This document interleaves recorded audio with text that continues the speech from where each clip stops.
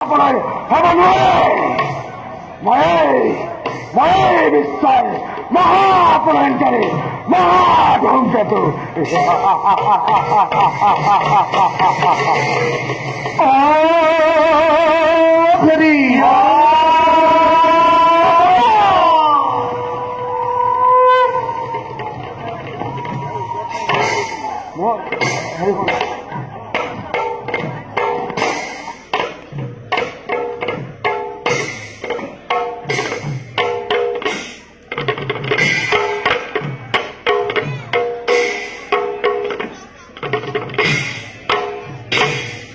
হরে প্রবি হয়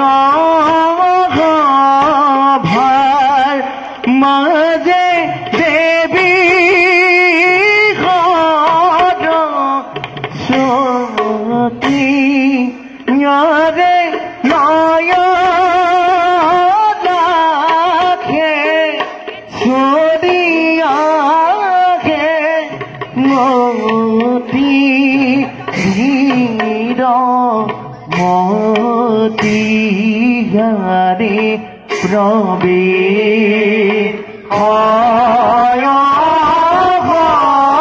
ভার মাঝে দেবী সতী আরে নয় রাখে সরে দেয়ারি মতি ধীর মতি গারে यही मते पाइला गया खबर भी पर होदी राम गोदी मोला फल बना दयादे यही मते पाइला गया खबर भी पर होदी राम गोदी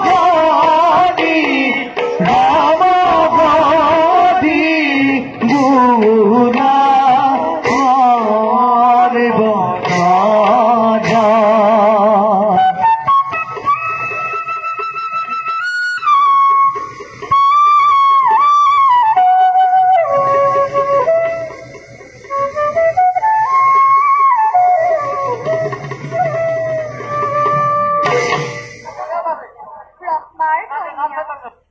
মহাবিদ্যাৰ অধিষ্ঠাত্ৰী দেৱী নাম মোৰ সৰস্বতী।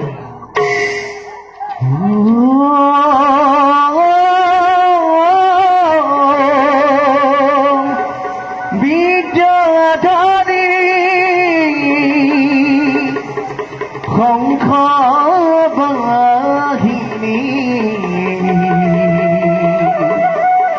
মহাদেৱী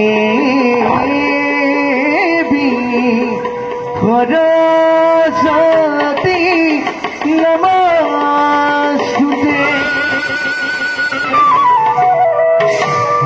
সৰস্বতী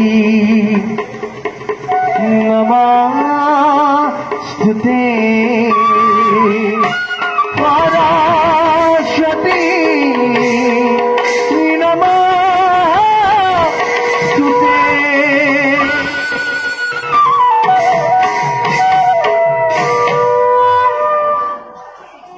ব্ৰহ্মাণ্ডৰ মানৱ সমাজত বিদ্যাৰ মাধ্যমেৰে সকলোকে আজি মই শিক্ষাৰ পোহৰ কৰিছো প্ৰদান।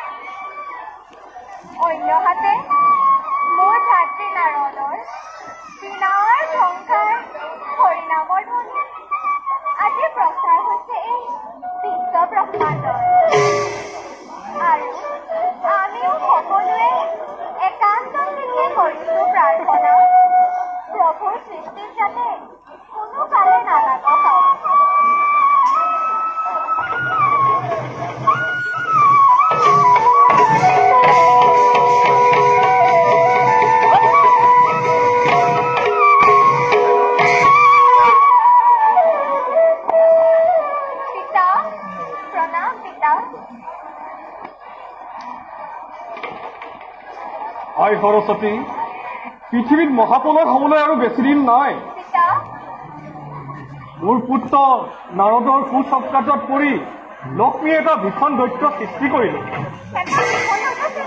হয় আই আৰু সেই দৈত্যলৈ লক্ষ্মীয়ে বিবাহ দিম বুলি প্ৰতিজ্ঞা কৰিছে হয় আই এতিয়া সেই দৈত্যই তোক বিচাৰি পৃথিৱী তলপৰ কৰি আছে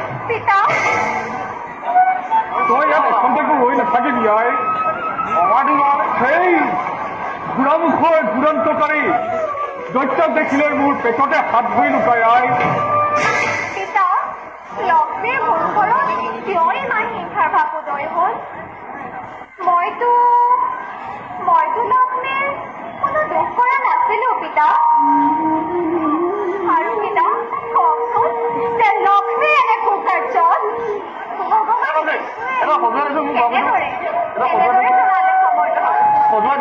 বিষ্ণুৱে এই বিষয়ে একোকে গমকে নাপায় আমি তিনিজনে মহাপ্ৰলয়ৰ ওপৰত গোপতে আলোচনা কৰি আছো বিষ্ণুৱে এই বিষয়ে লক্ষ্মীৰ ওচৰত আলোচনা কৰিবলৈ গৈছে পিতা লক্ষ্মী মোৰ প্ৰতি যে ঘৃণনীয় কাৰ্যত লিপ্ত হ'ল এইবাৰ কিন্তু মই সহ্য কৰি নাথাকিম পিতা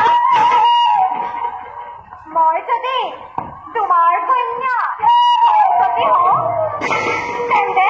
তেন্তে চাবা পিতা লক্ষ্মীয়ে যি পাঁচ ব্ৰহ্মকে মোৰ বুকুলৈ নিক্ষেপ কৰিছে সেই পাঁচ ব্ৰহ্মকে মই পুনৰ লক্ষ্মীৰ বুকুলৈ ঘূৰাই পঠাম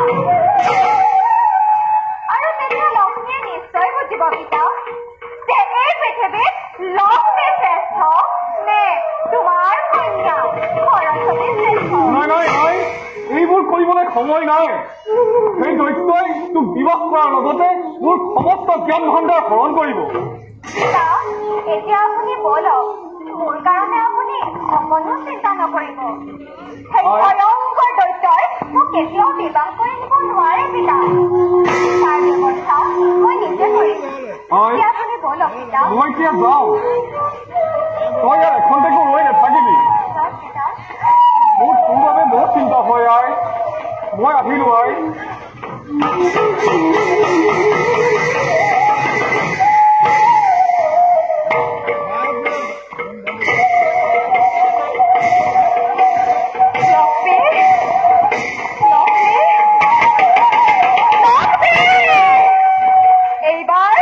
এইবাৰ সাৱধান হবা লক্ষ্মী তুমি নিজকে বিষ্ণুৰ পত্নী বুলি সৰ্বদা নিজৰ ধৰ্মকাৰ্যকো বুলি পাহৰি গৈছা তুমি মোক সেই ভয়ংকৰ দৈত্যলৈ বিবাহ দিয়াৰ প্ৰস্তাৱ দি এই জগতবাসীৰ আগত তুমি মোক প্ৰজ্ঞা কৰিছা কিন্তু এই সৰস্বতী ইমান বুদ্ধিহীন নাৰী নহয় লক্ষ্মী যে তোমাৰ ইংগিত মতে এই সৰস্বতীয়ে কাম কৰি যাব চাওঁ বাৰু লক্ষ্মী যে তুমি মোক সেই ভয়ংকৰ দৈত্যলৈ কেনেকৈ বিবাহ দিব পাৰা লক্ষ্মী ময়ো চাম ভালদৰে যে তুমি মোক সেই ভয়ংকৰ দৈত্যলৈ কেনেকৈ বিবাহ দিব পাৰা লক্ষ্মী ময়ো চাম বাৰু যে তুমি মোক সেই ভয়ংকৰ দৈত্যলৈ কেনেকৈ বিবাহ দিব পাৰা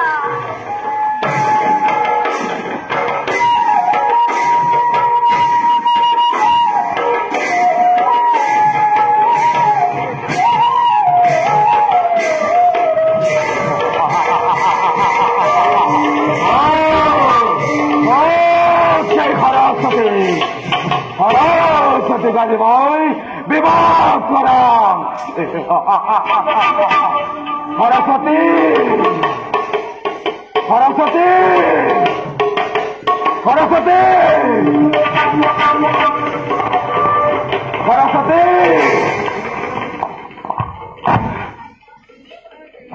সরস্বতী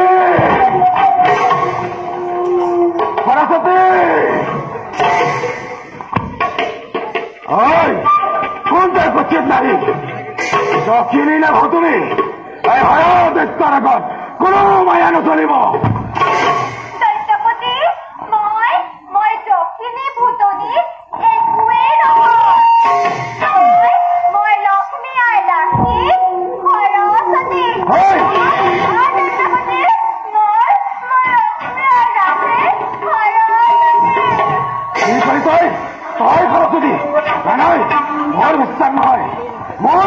কৈছিল এই ত্ৰিজগতত তই সুন্দৰী বুলি।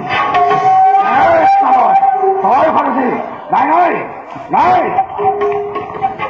ভগৱানে হয়। সত্যপতি, আপোনাৰ মাতৃয়ে বিচাৰ আশ্ৰয় লৈছে। সৰস্বতী বোলা কোনো সুন্দৰী নাৰী নাই। শুনক দৈত্যপতি, আপোনাৰ মাতৃয়ে বিচাৰ আশ্ৰয় লৈছে। এই ভূমণ্ডলত সৰস্বতী বোলা কোনো সুন্দৰী নাৰী নাই। মই লক্ষ্মীৰ দাসী সৰস্বতী।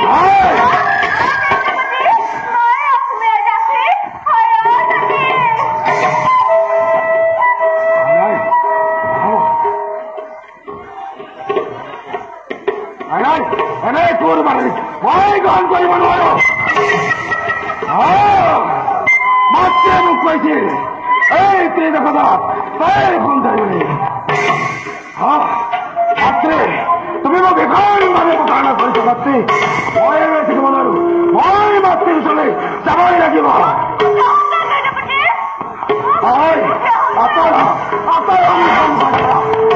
মাতৃ মাতৃ মই মাতৃৰ ওচৰত যাবই লাগিব।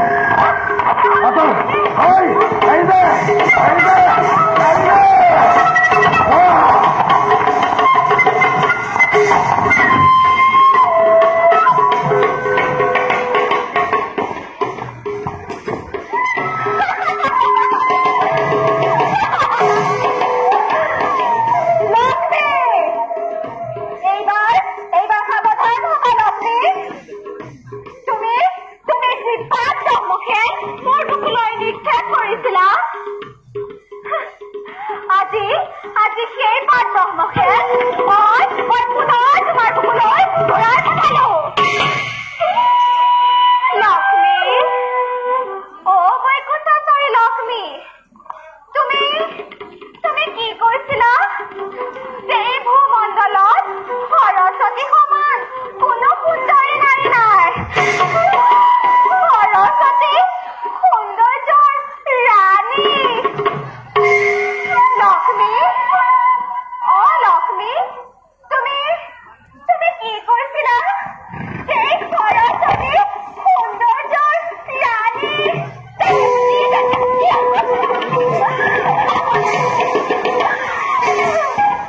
চাওঁ বাৰু লক্ষ্মী, যে তুমি এতিয়া সেই ভয়ংকৰ দৈত্যৰ পৰা কেনেকৈ ৰক্ষা